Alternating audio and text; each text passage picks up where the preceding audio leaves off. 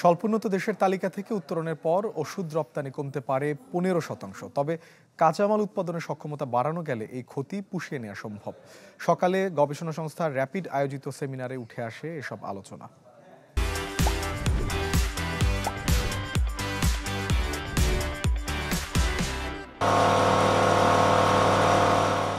দেশে ওষুধের বাজার প্রায় 40,000 কোটি টাকার, যার 98% যোগান দেয় স্থানীয় উদ্যোক্তারা।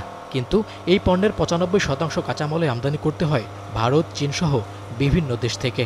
স্বল্পোন্নত দেশ হিসেবে এই খাতে বিশেষ সুবিধাও পেয়ে আসছে বাংলাদেশ। তাই এলডিসি থেকে উত্তরণের পর কী ধরনের চ্যালেঞ্জে পড়বে এই খাত, তারই নানা দিক তুলে ধরা হয় র্যাপিডের এই সেমিনারে।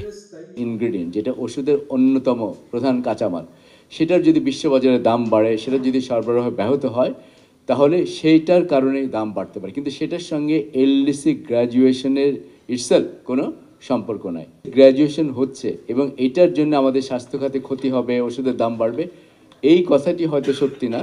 কিন্তু স্বাস্থ্য খাত এবং ওষুধ শিল্পের কতগুলো কাঠামোগত সমস্যা আছে যেগুলো দীর্ঘদিন ধরে আছে, এবং এই সমস্যা যদি আমরা এখন এটাকে ট্যাকেল করতে না পারি, সমাধান করতে না পারি, তাহলে এই শিল্পের ভবিষ্যৎ যে সম্ভাবনা বা সক্ষমতা, সেটা কিন্তু এফেক্টেড হবে।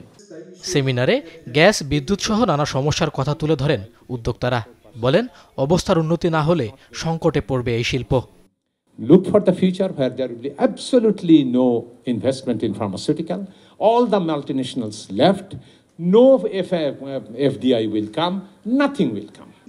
এ সময় নীতি গ্রহণে মন্ত্রণালয়গুলোর সমন্বয়হীনতার কথা তুলে ধরেন প্রধান উপদেষ্টার এই বিশেষ দূত।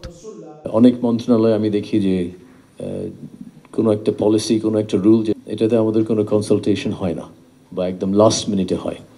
But that is not the relationship that we need to have. তো এরকম কিছু কয়েকটা পদ্ধতিগত আমাদেরকে জিনিস চেঞ্জ করতে হবে। এ সময় আগামীর চ্যালেঞ্জ মোকাবেলায় উৎপাদন সক্ষমতা বাড়ানোর পাশাপাশি উদ্ভাবন ও বিনিয়োগে নজর বাড়ানোর সুপারিশ করা হয়।